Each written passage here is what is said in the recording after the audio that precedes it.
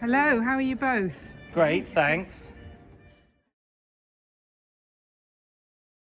The idea of the book, London of the Future, came into being about 18 months ago when we first discussed it at a trustees meeting.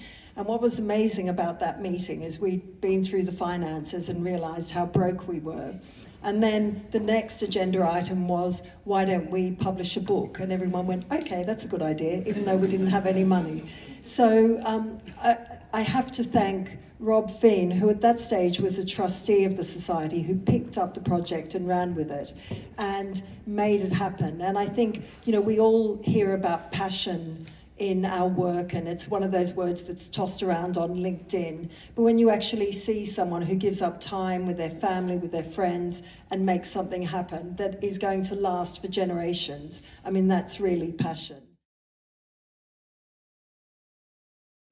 As I've just taken on the role of director about a month and a half in, and so I've been really kind of trying to figure out, while delivering these projects, trying to figure out what the Society is. So I've been digging down in the archives, and I found this document from 1938, which reprints a speech, after-dinner speech, given by Aston Webb, who was one of the founding members of the London Society and the editor of the original book on which we've based ours.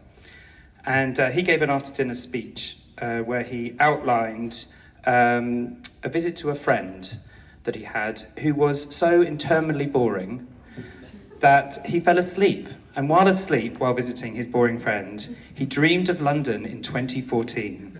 And so I just wanted to tell you what he saw when he travelled 100 years into the future, and see if you can see any parallels to now.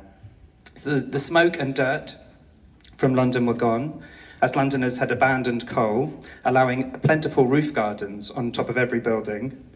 The Thames was completely clean and full of salmon and trout, with newly built embankments along the river.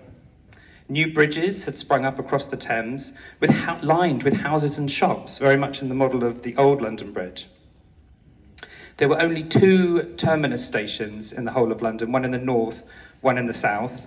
But don't worry, because you could get around London on one of the many 120-foot wide arterial roads, which could carry all the cars you could dream of. He also predicted that London will have gone wireless. This included telegrams, telephones, and electric lights. All public parks had been retained. Thank you, Aston.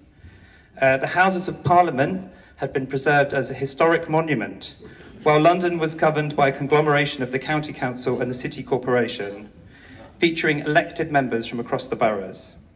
And finally, he said that a Ministry of Arts dictated development on the grounds that, and I quote, "Art pays. Art is taken seriously and greatly encouraged."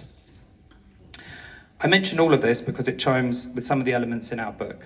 So Sarah Ichioka has proposed natural solutions to climate change and pollution. Both Baroness Lawrence and Indy Johar have called for new forms of governance. Jude Kelly and Yasmin Jones-Henry envisaged a future where culture would lead us out of the mess that we're in. And our own trustee, Kat Hanna, predicted the demise of the Houses of Parliament.